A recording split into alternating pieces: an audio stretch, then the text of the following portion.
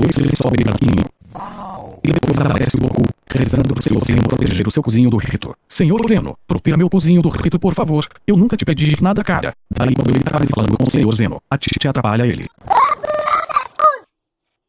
Vai tomar no cu! Daí a Tite coloca o rango na mesa, e o Goku fica parecendo aqueles malucos do Masterchef.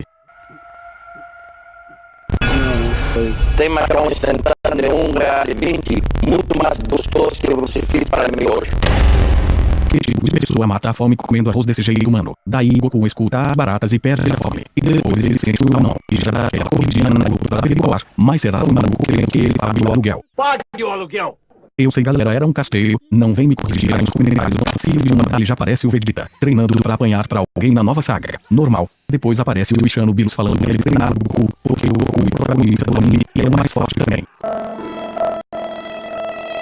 Daí o Ishano vai dormir, porque ele só dorme e come, e nas horas vagas ele solta por ele em algum cuzão. Daí aparece o Goku, e ele ainda tá rezando pro Senhor Zeno. Ele cagadão de medo mesmo, puta que pariu. E ele sai andando pela cidade toda rezando. É que ele chega em uma loja de mulher e abre os olhos. Ai, credo!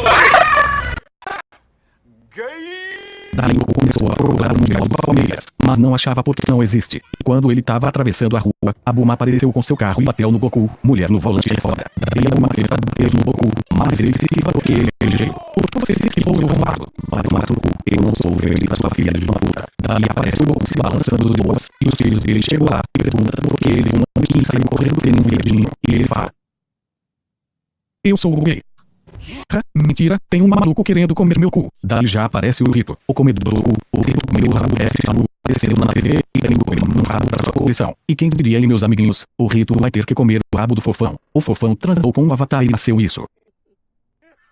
Daí o Rito já usa aquele produto mais roubado de parar do tempo, que é bem injusto, por sinal, passa pelos malucos sem ser visto. Daí o Rito chega no fofão e fala: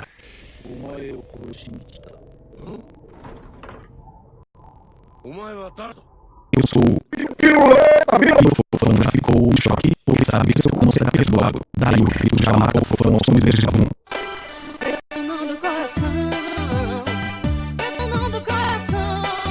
Daí ele pega o cocodão e guarda no chifre do seu pai. E ele vê o próximo cu que ele vai ter que maltratar. E é o rabo do Goku. E ele já dá aquele